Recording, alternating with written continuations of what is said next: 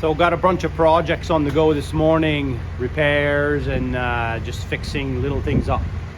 It's kind of crappy weather. It's been pretty much all weekend except yesterday. Yesterday was a beautiful day and we went for an ATV ride.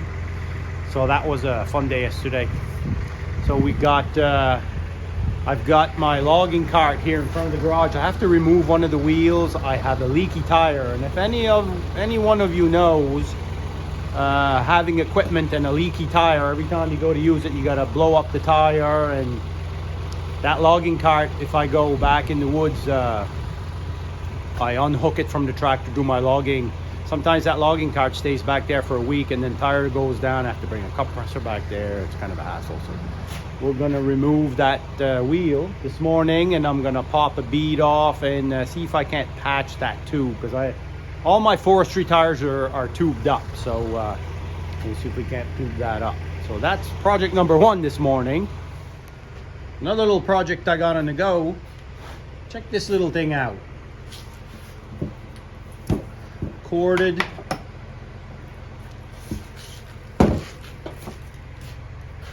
steel chainsaw.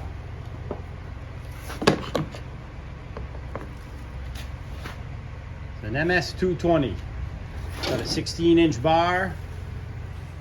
Last week I was on Marketplace and I saw that chainsaw on Marketplace right close to me. And I've always wanted an electric chainsaw for inside the sawmill. Often you want to cut a log a different length, or a slab, or a piece of wood or something. So I bring my skill saw out. Sometimes it's not big enough. So just start a chainsaw, gas operated chainsaw, just to cut one piece. Sometimes not too good for the chainsaw. So I've always wanted an electric powered chainsaw. Marketplace, 20 bucks. I went to get it and I tried it. Works great. So I'm cleaning it up. It's all dirty. I'm going to clean it up, sharpen the chain, and see how it works. I've never actually seen a steel chainsaw. It looks to be quite a powerful saw too, with a 16-inch bar. MSC 220. So Derek, let me know what you think of this chainsaw and see if you've ever seen any like that.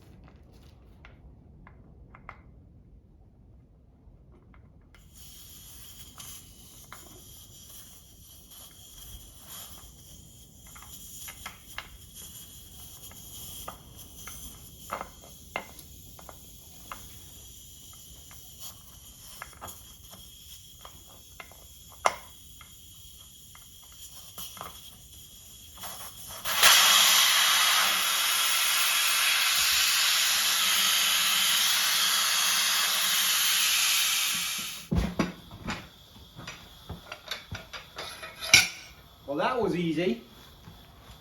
I think I've taken it apart so many times that the bead isn't stuck. This is a bead breaker.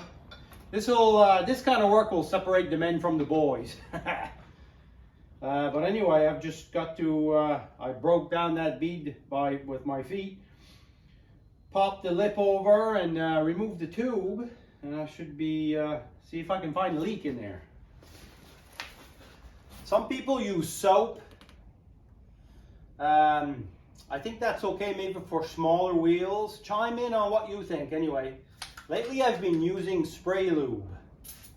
A little bit of spray lube does the same thing. I find the soap and water, I mean, you can buy that special solution, I think might be better.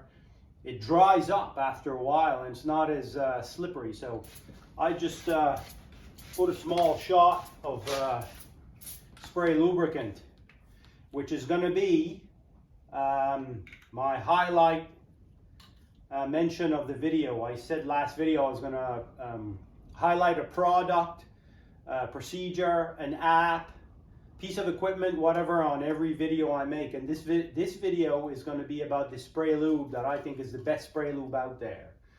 So we're going to try to pop this tire and we'll talk about this spray lube afterwards.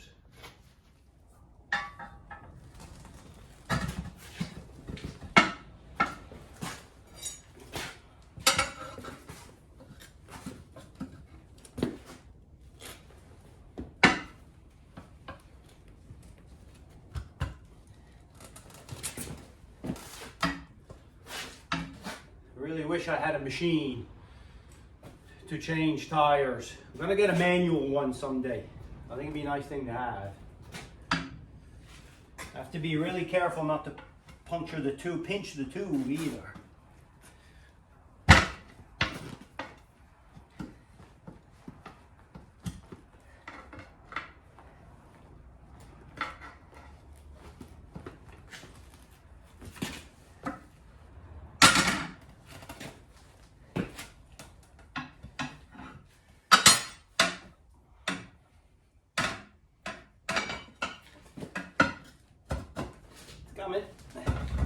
It's actually coming quite easily, actually.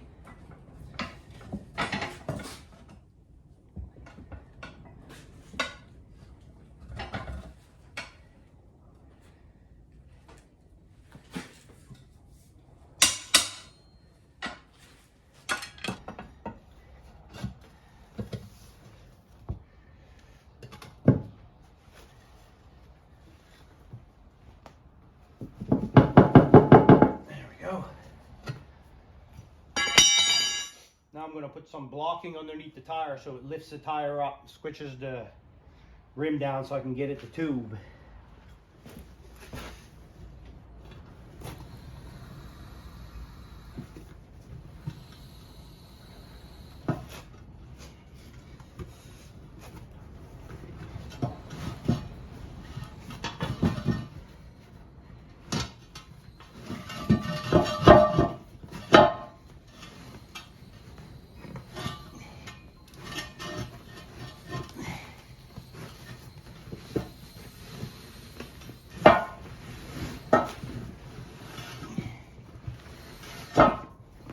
I actually had to flip this around and break the bead on the other side as well to get the tire loose on the rim. So there it is. Let's blow it up and see what's going on. I'm hoping it's not around the valve. See if we can find a leak and patch it.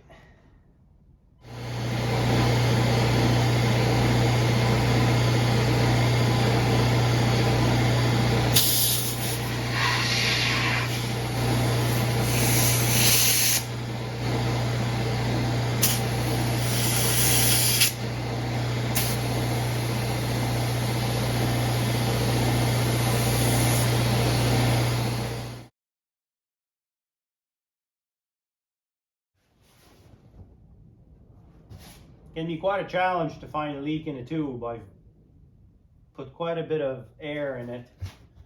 Sometimes it's just to go around, listen, and feel the leak. Sometimes you can't even hear it. I've gone around, I can't really feel the leak. So it can be quite a process.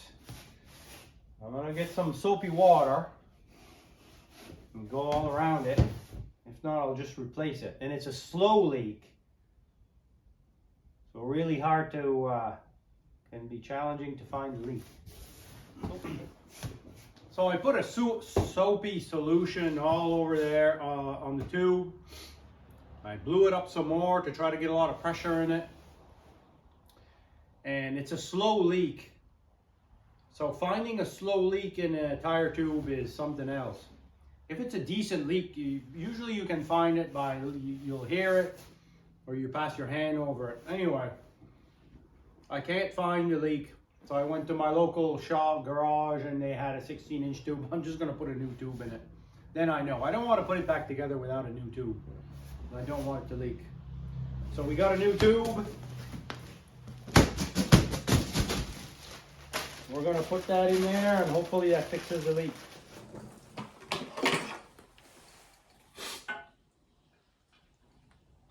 Got this little valve stem tool. Something you want to have if you're going to be doing this. Hold the valve. There we go. Now we can get her in there.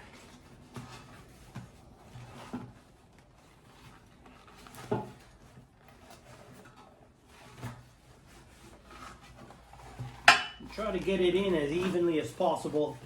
And it's a good idea to put your tire back, blow up the tube, let all the air out, take the wrinkles out, and blow it back up again. That's what they told me anyway. All right, we're gonna put that bead down under into that ring. A little bit of spray lube.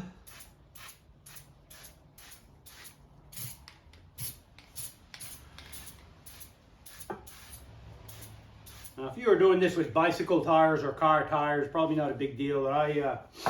I deal with a lot of bigger equipment tires, so more plies, like tractor tires and stuff. You really gotta huff them on there. So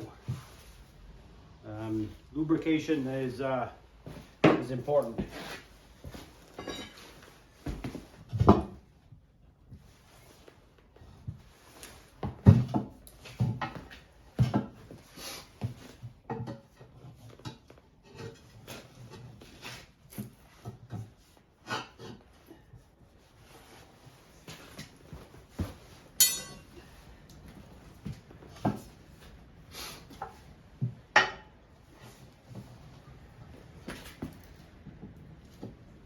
Watch that too, so you don't pinch it.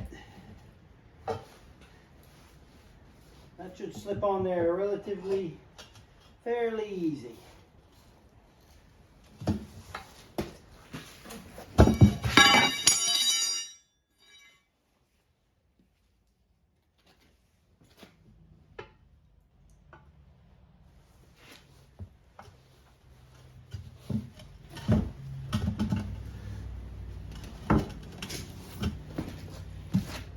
You can really feel the difference from putting some lube on there. She slips on pretty good. That should pretty well be the last pop onto there. There we go.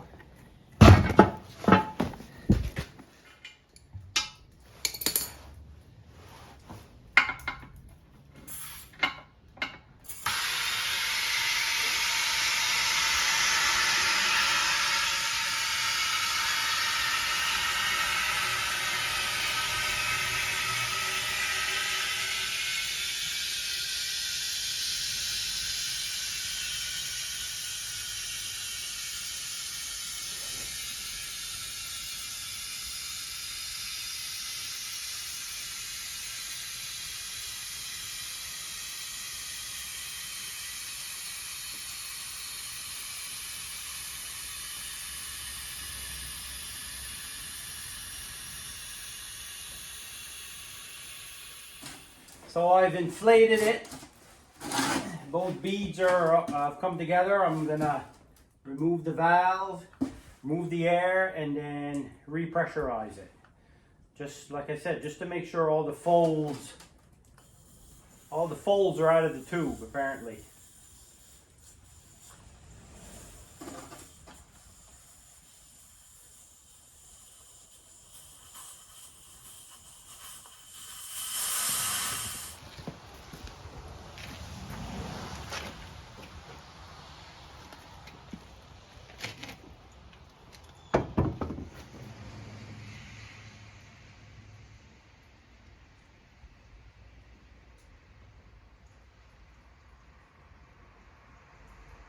So we got our wheel back on, check the air pressure in the tires.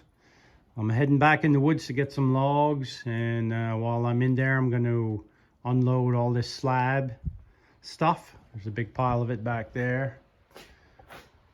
So, should fix the flat tire on that thing. So this is a segment of every video I want to start doing. I want to start highlighting a product or a way of doing things, or an app, by product, and maybe a tool, a machine, whatever. Something that I use or I've seen someone else use that's really handy and I find is the best of whatever it is. And if you guys want to chime in on what you think is good, or if you've used this product before, that's, like I said on the past video, that's what YouTube is all about. Share your ideas and put them all together and come up with the best product, the best way of doing things.